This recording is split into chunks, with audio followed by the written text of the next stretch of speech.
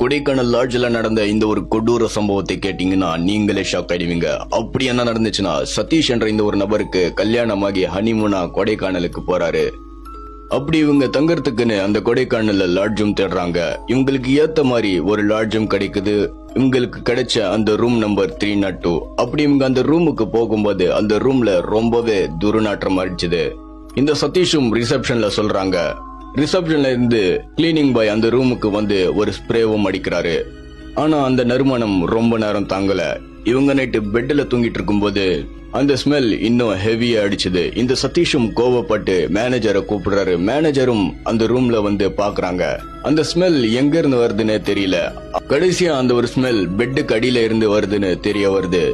இவங்களும் அந்த பெட்டை நவுத்திட்டு பெட்டுக்கு கீழே இருந்த அந்த உடன் டோரை ஓபன் பண்றாங்க. அங்க ஓபன் பண்ணி பார்த்த இவங்களுக்கு ஈரக்கொலிய நடுங்கி போயிடுச்சு. அப்படி அந்த பெட்டுக்கு கீழே என்ன இருந்துச்சுன்னா, கொடூரமா கொலை செய்யப்பட்ட ஒரு பிணம் இருந்துச்சு. இவங்களும் போலீஸுக்கு கம்ப்ளைண்ட் பண்றாங்க. அப்பதான் தெரிய வருது அந்த ஒரு சடலம் கிட்டத்தட்ட 1.5 வருஷமா அந்த ரூம்லயே தான் இருந்திருக்குன்னு. இந்த சம்பவத்தை கேட்ட அந்த கொடைக்கானல் மக்கள் மிரண்டு போயிட்டாங்க.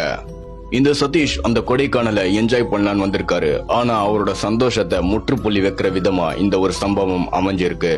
இத பத்தி நீங்க என்ன நினைக்கிறீங்க? உடனே கமெண்ட்ல சொல்லுங்க. அதுக்கு முன்னாடி நம்ம பேஜை ஃபாலோ பண்ணிட மறக்காதீங்க. நெக்ஸ்ட் வீடியோல சந்திப்போம்.